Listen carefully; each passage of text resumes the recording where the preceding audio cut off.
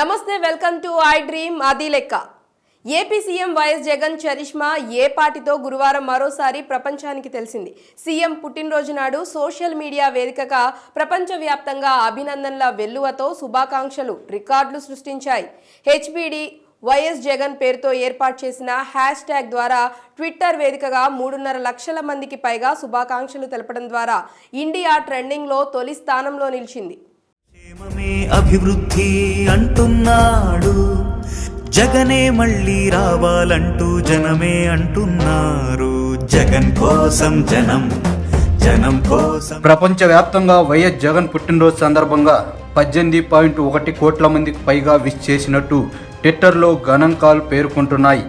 ప్రపంచవ్యాప్తంగా డంకీ, సలార్ వంటి సినిమాలు విడుదలవుతున్న సమయంలో ఒక రాజకీయ పార్టీ అధినేత పుట్టినరోజు ఇంత ట్రెండింగ్ కావడం నిజంగా విశేషమే అంటున్నారు. 2 గంటల పాటు Twitter India server shut down అయినప్పటికీ ఈ స్థాయిలో ట్వీట్లు రావడం గమనార్హం. అమెరికా, బ్రిటన్, ఆస్ట్రేలియా వంటి దేశాల నుంచి పోస్టులు వెల్లువెత్తాయి. దీంతో ప్రపంచవ్యాప్తంగా 5వ స్థానంలో, ఆసియాలో 5వ స్థానంలో హ్యాపీ బర్త్డే వైఎస్ జగన్ అని ట్రెండింగ్లో నిలిచింది. ప్రధాని నరేంద్ర మోడీ, ప్రతిపక్ష నేత చంద్రబాబు, జనసేన అధ్యక్షుడు పవన్ కళ్యాణ్తో పాటు కేంద్ర మంత్రులు, పలువురు ప్రముఖులు వైఎస్ జగన్కు పుట్టినరోజు శుభాకాంక్షలు తెలిపారు. సీఎం జగన్ 55 నెలల పాలనలో రాష్ట్రంలో చేపట్టిన అభివృద్ధిని కళ్ళకు కట్టినట్టు చూపేలా రూపొందించిన ఫోటోను వైసీపీ సోషల్ మీడియాలో విడుదల చేసింది. ఒకవైపు పచ్చని పొలాలు, ప్రాజెక్టుల నిర్మాణంతో పాటు కార్పొరేట్ స్కూళ్లకు ధీటుగా తయారైన ప్రభుత్వ పాఠశాలలు, గ్రామ సచివాలయాలు, YSR village clinic, Rythu Bharosa కేంద్రాలతో ఈ ఫోటో ఆకర్షణీయంగా ఉందంటున్నారు.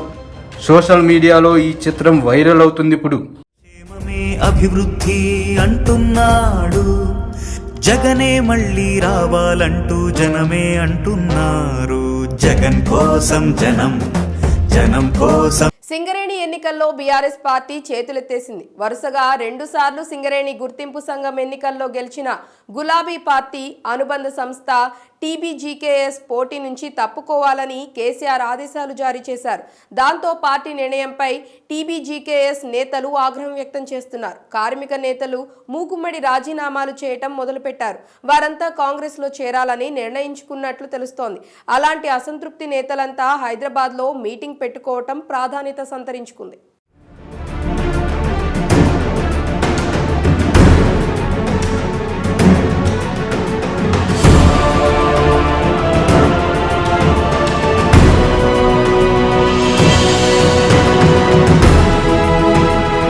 సింగరేణి గుర్తింపు సంఘం ఎన్నికల్లో 2 సార్లు గెలిచిన బీజేకేఎస్ తాజా ఎన్నికలకు దూరమైన బీఆర్ఎస్ అనుబంధ సంఘం. సింగరేణి కార్మికుల గుర్తింపు సంఘం ఎన్నికల్లో 2 సార్లు వరుస విజయాలు సాధించిన ఘనత బీఆర్ఎస్ అనుబంధ సంస్థ అయిన టీబీజీకేఎస్ది. ఆ 2 సార్లు బీఆర్ఎస్ రాష్ట్రంలో అధికారంలో ఉంది. అయితే తెలంగాణ ఏర్పాటు తర్వాత 3వసారి జరిగిన ఎన్నికల్లో ఓడిపోవడంతో సింగరేణి ఎన్నికల్లో కూడా బీఆర్ఎస్ పార్టీ చేతులెత్తేసింది. పోటీ నుంచి తప్పుకోవాలని పార్టీ అనుబంధ సంస్థ టీబీజీకేఎస్ నేతలకు కేసీఆర్ ఆదేశాలు జారీ చేశారు. అయితే పార్టీ నిర్ణయంపై టీబీజీకేఎస్ నేతలు ఆగ్రహం వ్యక్తం చేస్తున్నారు. టీబీజీకేఎస్కు కార్మిక నేతలు మూకాముడిగా రాజీనామాలు చేస్తున్నారు. వారంతా ప్రస్తుతం అధికారంలో ఉన్న కాంగ్రెస్లో చేరాలని నిర్ణయించుకున్నట్టు తెలుస్తుంది. ఇవాళ హైదరాబాదులో అసంతృప్త నేతలు సమావేశం నిర్వహించి ఆ మేరకు నిర్ణయం తీసుకున్నారంట. కాంగ్రెస్ అనుబంధ సంస్థ అయిన ఐఎన్టీయూసీలో వారి చేరాక ఇక లాంఛనమే అంటున్నారు. ఆ క్రమంలో సింగరేణి ఎన్నికల్లో పోటీ చేయకూడదని కేసీఆర్ తీసుకున్న నిర్ణయం ఆత్మహత్య సదృశ్యమైందంటున్నారు. ఉద్యమం నుంచి పుట్టిన సంఘాన్ని పోటీ చేయొద్దని ఆదేశించడం బాధాకరమని టీబీజీకేఎస్ నేతలు పేర్కొంటున్నారు. ఇప్పటికే సింగరేణిలో ఈ నెల 27న గుర్తింపు సంఘం ఎన్నికలకు లైన్ క్లియర్ అయింది. ప్రభుత్వాలు, యాజమాన్యం అడ్డుకుందామని ప్రయత్నించినా వాటి కుయుక్తులు పనిచేయలేదు. కేంద్ర లేబర్ కమిషనర్ ఎన్నికల తేదీని ప్రకటించగా నామినేషనల్ ప్రక్రియ గుర్తులు కేటాయింపు పూర్తయింది. కార్మిక సంఘాలు తమ ప్రచారాన్ని ముమ్మరం చేస్తున్నాయి. ఇంతలో కొత్తగా ఏర్పాటైన కాంగ్రెస్ ప్రభుత్వం నుంచి ఇంధన కార్యదర్శి ఎన్నికల నిలుపుదలకు కోర్టులో మధ్యంతర పిటిషన్ వేశారు. కానీ ఆ పిటిషన్ను కొట్టివేస్తూ హైకోర్టు తీర్పునిచ్చింది. దీంతో కార్మిక సంఘాలు, కార్మికులు హర్షం వ్యక్తం చేస్తున్నారు. సింగరేణి గుర్తింపు ఎన్నికల గడువు ముగిసి సంవత్సరాలు గడుస్తున్నప్పటికీ యాజమాన్యం ఎన్నికల కార్యాచరణ చేపట్టలేదు. గత ప్రభుత్వ అండదండలతో పలుమార్లు వాయిదా వేస్తూ కాలయాపన చేస్తూ వచ్చింది. ఎన్నికలు జరపాలని కార్మిక సంఘాలు ముక్త కంఠంతో కోరినప్పటికీ పట్టించుకున్న పాపాను పోలేదు. దీంతో విధిలేని పరిస్థితుల్లో ఏఐటియుసి హైకోర్టుని ఆశ్రయించడంతో ఎన్నికల నిర్వహించక తప్పని పరిస్థితి ఏర్పడింది. ఇప్పుడు సింగరేణి ఎన్నికల నగారం అవ్వడం, బీఆర్ఎస్ అనుబంధ కార్మిక సంఘం టీబీజీకేఎస్ పోటీ నుంచి తప్పుకోవడం హాట్ టాపిక్గా మారాయి. మరి చూడాలి ఈసారి సింగరేణి కార్మికులు ఎవరికి గుర్తింపునిస్తారు.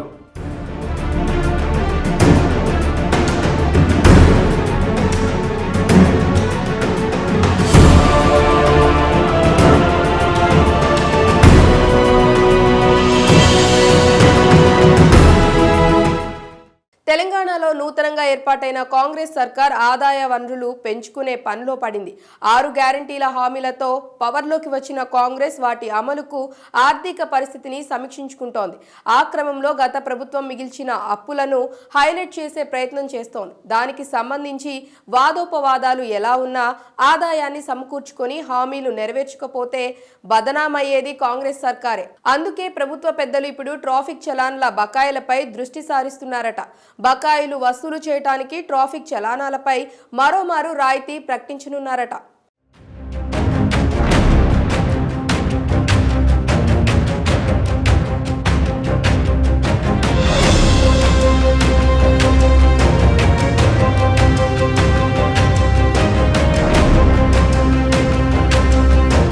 ట్రాఫిక్ నిబంధనలపై కఠినంగా వ్యవహరించిన గత సర్కారు ప్రతి వాహనంపై 1/6 ట్రాఫిక్ చలాన్లు.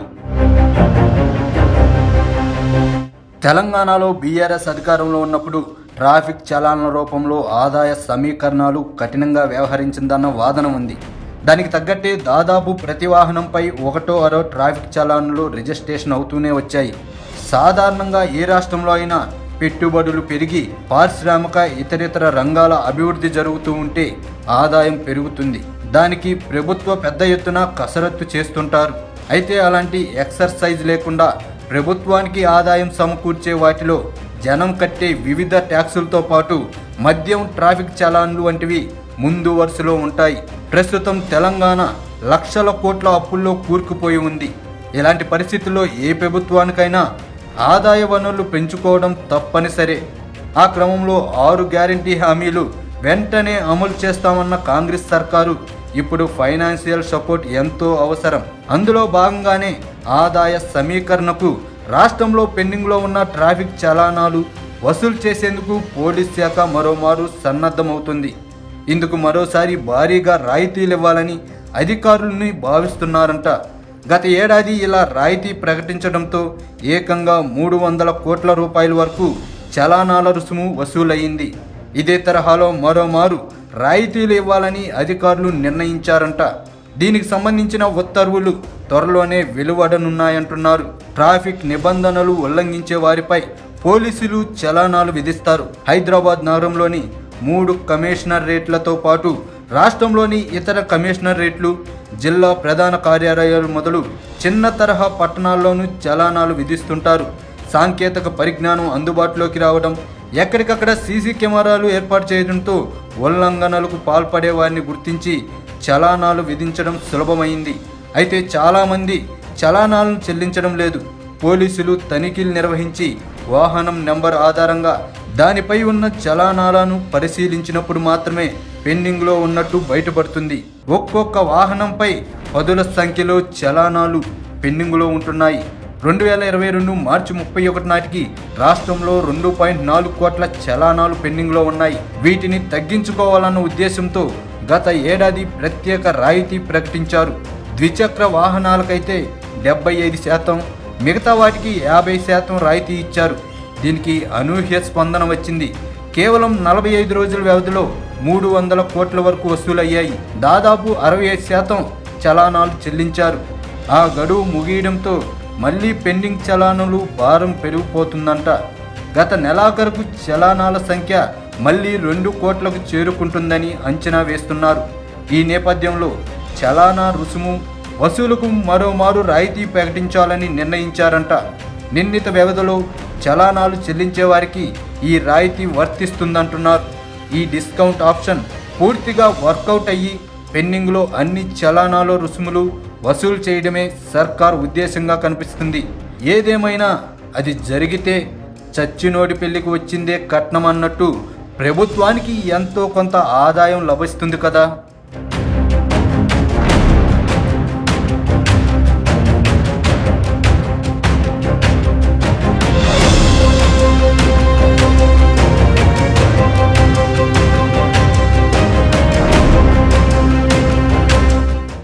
చెరుకు తీపిని పంచుతుంది, కానీ అదే చెరుకు రైతులకు మాత్రం చేదును మిగులుస్తోంది. ఒకప్పుడు ఉజ్వలంగా వెలిగిన కార్ఖానా ఇప్పుడు బోసిపోయింది. చెరుకు సాగు చేసిన వేల కుటుంబాలు రోడ్డున పడ్డాయి. జీవనోపాధి కోల్పోయిన ఉద్యోగుల పరిస్థితి దయనీయంగా మారింది. ఇదంతా ముత్యంపేట షుగర్ ఫ్యాక్టరీ మూతపడటం వలన నెలకొన్న దుస్థితి. ఉమ్మడి కరీంనగర్ జిల్లా మల్లాపూర్ మండలం ముత్యంపేటలోని సదరు షుగర్ ఫ్యాక్టరీని తెరిపించేందుకు రాష్ట్ర ప్రభుత్వం ప్రస్తుతం అడుగులు వేస్తోంది. దాంతో ఈ ప్రాంతంలోని రైతులు, కార్మికుల్లో మరోసారి ఆశలు చిగురిస్తున్నాయి. అసలు ఈ నిజాం షుగర్ ఫ్యాక్టరీ మూతపడటానికి కారణమేంటి?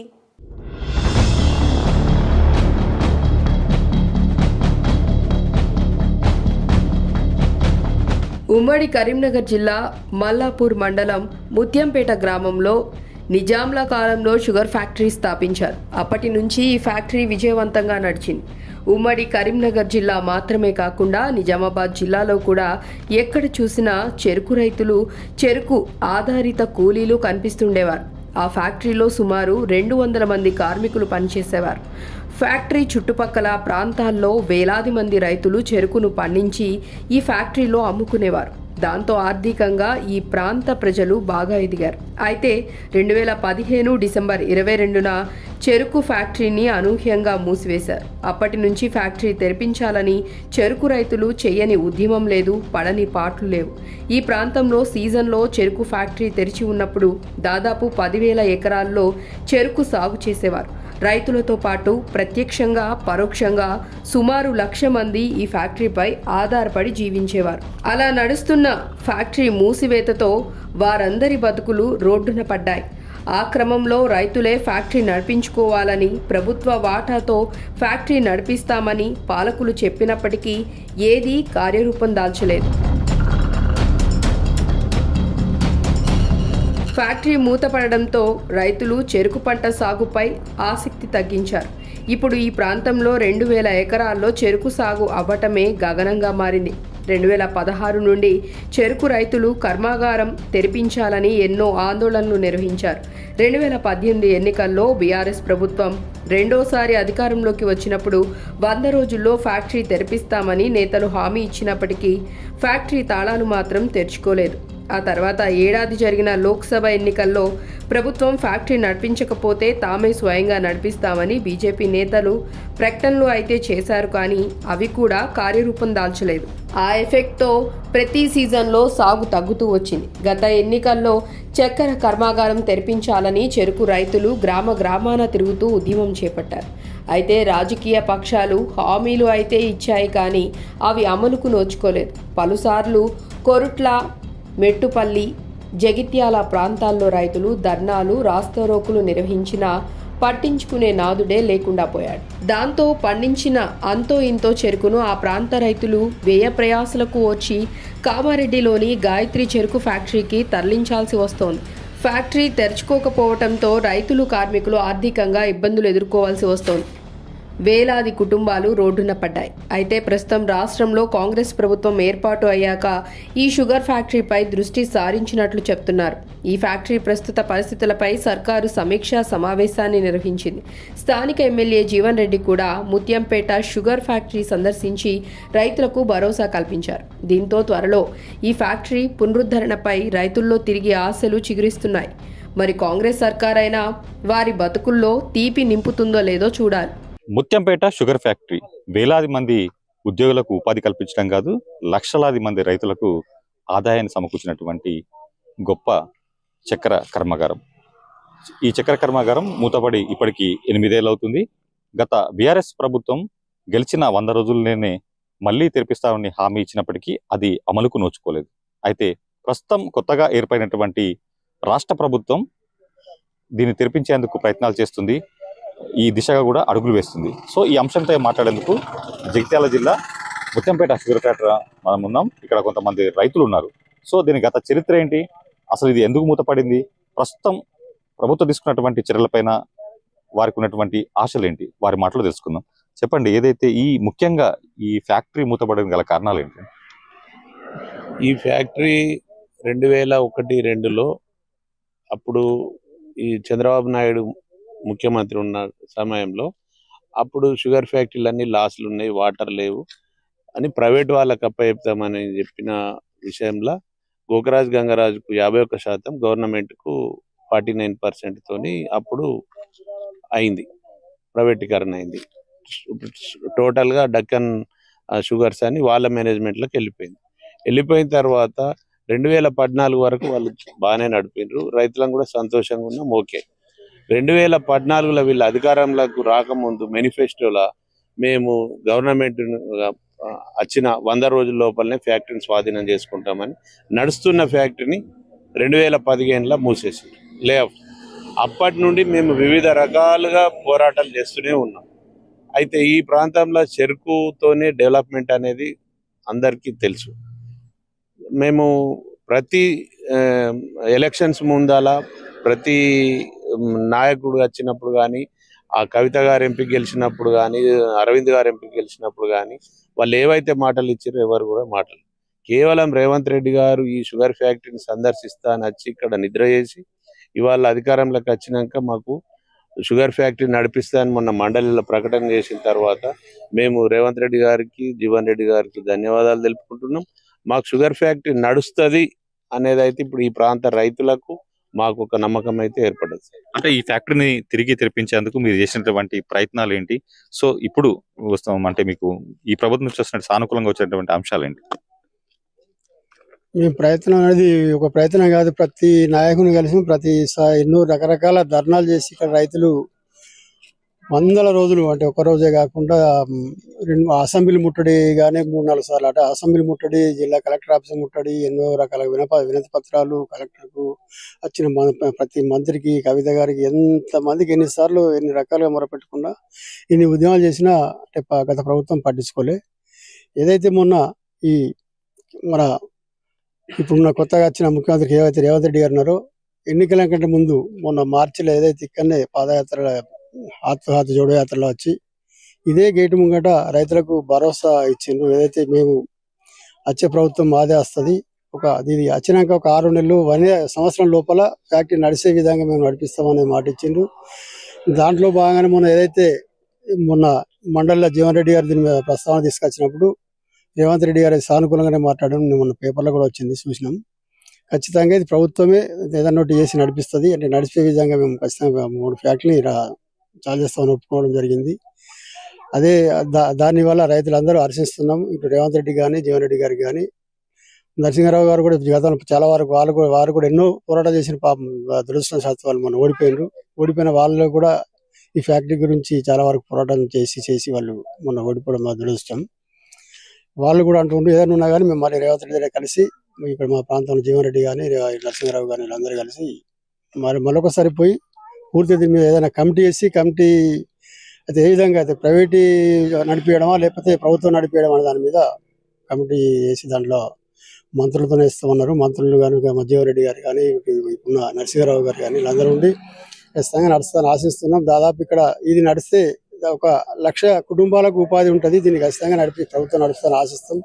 ఎందుకంటే కార్మికులే కాకుండా రైతులే కాకుండా రైతులతో పాటు కార్మికులు, కూలీలు, ఇక్కడ లారీ ట్రాన్స్పోర్ట్, రకరకాల బిజినెస్లు పెరుగుతాయి. ఒక 200 కోట్ల టర్న్ ఓవర్ అయితే మన ఈ ప్రాంతానికి ఖచ్చితంగా ఫ్యాక్టరీ నడుస్తుందని ఆశిస్తున్నాం.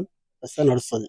ఓకే, ఈ ఫ్యాక్టరీ మీద ప్రత్యక్షంగా పరోక్షంగా ఎంతమంది ఉపాధి లభించేది, అదేవిధంగా ఉద్యోగులు కావచ్చు లేకపోతే రైతులు కావచ్చు, సో ఎంతమంది దీనిపైన ఆధారపడి ఉంటారు? అంటే ఈ ఫ్యాక్టరీ నడిస్తే కనీసం ఒక 10,000 ఎకరాలు చెరుకు అవసరం ఉంటుంది. ఆ 10,000 ఎకరాల సాగు చేసేటప్పటికి అంటే వర్షాకాలం పొలాలు పని చేసుకుంటాం, ఎండాకాలం చెరుకు సాగు పని ఉంటుంది. అంటే కూలీలకు సంవత్సరం వల్ల పని దొరుకుతుంది.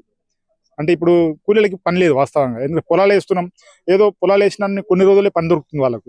చెరుకు ఉంటే ఎండాకాలం పని దొరుకుతుంది, వర్షాకాలం పని దొరుకుతుంది కూలీలకు. ఇక చెరుకు దీని లేబర్ ఇప్పుడు కనీసం ఒక 4,000 కుటుంబాలు చెరుకు కొట్టే లేబరే బతుకుతారు. 10,000 కుటుంబాలు దాదాపు 5 కుటుంబాలు చెరుకు పండించి బతుకుతాయి. అంటే కార్మికులేమో దాదాపు ఒక 500 మంది కార్మికులు అవసరం పడతారు, సీజనల్ అన్సీజనల్ అని. అంటే 2 రకాల ఉంటుంది ఎంప్లాయీస్. అంటే టోటల్ పర్మనెంట్ 200 మంది అయితే ఉపాధి దొరుకుతుంది, పర్మనెంట్ వర్కర్స్. టెంపరవరీగా ఒక 300 మందికి పని దొరుకుతుంది ఫ్యాక్టరీ నడిచినప్పుడు. ఈ పద్ధతిలో ఇక్కడ లాభం జరుగుతుంది. ఇప్పుడు మేము ఇక్కడ పండించిన చెరుకు రా మెటీరియల్ ఉంది, 1,20,000 టన్నులు ఉంది. 1,20,000 మేము కామారెడ్డి పంపిస్తే 6 కోట్లు అవుతుంది మాకు ఖర్చు. మేము 6 కోట్లు నష్టపోతున్నాం. ఇక్కడ ఫ్యాక్టరీ నడిస్తే మాకు లాభం కదా. అంటే ఈ ఫ్యాక్టరీ ఉత్పత్తి సామర్థ్యం ఎంత, ఇక్కడ నుంచి ఎక్కడికి ఎగుమతులు అవుతుంటాయి? ఫ్యాక్టరీ సామర్థ్యం కనీసం 3 లక్షల నుంచి 4 లక్షల టన్నులు ఇది సామర్థ్యం ఉంటుంది. అంటే డైలీ 2,500 టన్నుల మెట్రిక్ టన్నుల క్రషింగ్ కెపాసిటీ. అంటే ఉత్పత్తి కూడా షుగర్ ఉత్పత్తి కూడా అంతే సమాన నిష్పత్తిలో జరుగుతుంది. అంటే 11% వచ్చినప్పటికీ మళ్ళీ ఈ షుగర్ దీన్ని ఎట్లుంటుందంటే ఈ రేటు షుగర్ పర్సెంటేజ్ మీద ఆధారపడి ఉంటుంది. షుగర్ పర్సెంటేజ్ ఇక్కడ ఎక్కువ వస్తుంది, ఎందుకంటే ఇది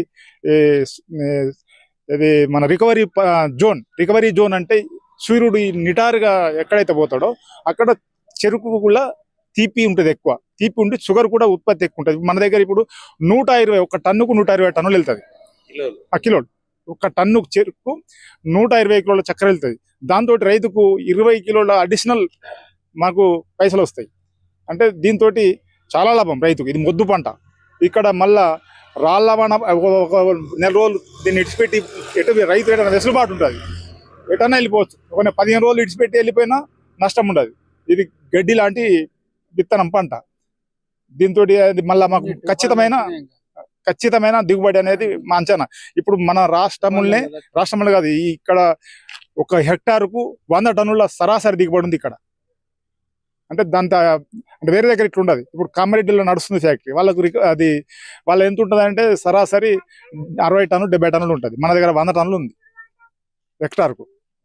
అంటే ప్రస్తుతం రాష్ట్ర ప్రభుత్వం దీన్ని తెరిపించేందుకు ప్రయత్నాలు చేస్తుంది, సమీక్ష సమావేశాలు నిర్వహిస్తుంది అనేటువంటి ఒక వార్తలు వస్తున్నటువంటి నేపథ్యంలో దీనిపైన మీ స్పందన? నిజమే సార్, మాకు కూడా తెలిసింది. ఈ 2-3 రోజులలోనే IAS ఆఫీసర్లతోని ఒక కమిటీ వేసి మంత్రివర్గ ఉపసంఘం కూడా ఏర్పాటు చేస్తున్నారట. మాకు గౌరవ ఎమ్మెల్సీ జీవన్ రెడ్డి గారి ద్వారా తెలిసింది. అలాగే ఇక్కడ ఉన్న రైతు నాయకులను కూడా అందులో భాగస్వామ్యం చేసి సాధ్యాసాధ్యాల మీద ఈ 10-12 రోజుల్లోనే ఒక క్లారిటీ వచ్చే అవకాశం ఉంది సార్. ఓకే, ఇది మొత్తానికైతే గత వైభవంగా ఒక వెలిగినటువంటి ముత్యంపేట షుగర్ ఫ్యాక్టరీ బంద్ కావటం వల్ల ఇక్కడ రైతులే కాదు చాలా మంది ఉద్యోగులు కూడా తమ ఉపాధి కోల్పోయారు. సో మొత్తంగా ప్రస్తుత రాష్ట్ర ప్రభుత్వం కూడా దీన్ని మళ్ళీ తెరిపించేందుకు కూడా అడుగులు వేసినటువంటి నేపథ్యంలో ఇక్కడ రైతులంతా కూడా హర్షం వ్యక్తం చేస్తున్నారు. మొత్తానికి ఎన్నో ఏళ్లుగా ఈ ఫ్యాక్టరీని తెరిపించేందుకు చేస్తున్న ప్రయత్నాలు ఒక్కొక్కటిగా ముందుకు పడుతున్నట్లు తెలుస్తోంది. రాష్ట్ర ప్రభుత్వం ఈ ఫ్యాక్టరీపై దృష్టి సారించి తిరిగి తెరిపించేందుకు ప్రయత్నాలు చేస్తుందని స్థానికంగా రైతులు ఆశాభావంతో ఉన్నారు. వారి ఆశలు నిజం కావాలని ఆశిద్దాం.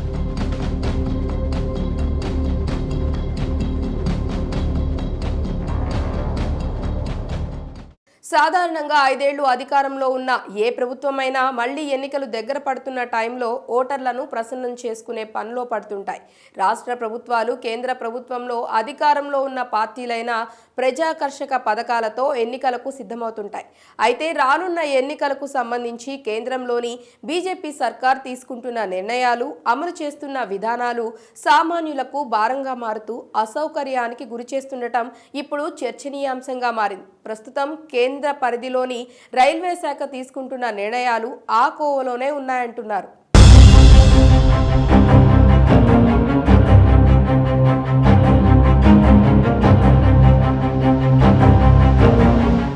ఆదాయార్జనే పరమావధిగా రైల్వే శాఖ కార్యాచరణ. సాధారణ మధ్యతరగతి ప్రయాణికులకు అందించే సేవల్లో కోత. ఆదాయ అర్జనే పరమావధిగా కార్యాచరణ అమలు చేస్తున్న రైల్వే సాధారణ మధ్యతరగతి ప్రయాణికులకు అందించే సేవల్లో కోత పెడుతుండడం సామాన్య ప్రయాణికుల ఆగ్రహానికి గురవుతుంది. పాసింజర్ రైళ్లను ఎక్స్ప్రెస్, ప్రత్యేక రైలుగా మార్చి ఎక్స్ప్రెస్కు ఛార్జీలు వసూలు చేస్తూ వారిపై భారం పెంచుతుంది. మరోవైపు ఐసీఎఫ్ బోగీల స్థానంలో సౌకర్యవంతమైన ఎల్హెచ్బి బోగీలు ఏర్పాటు చేస్తున్నామని చెబుతూ స్లీపర్ బోగీల సంఖ్యను తగ్గించేస్తుంది. గతంలో దాదాపు అన్ని రైళ్లకు 10కి పైగా స్లీపర్ బోగీలుండేవి. ఇప్పుడు అలాంటి రైళ్లను వేళ్ల పైన లెక్క పెట్టవచ్చు.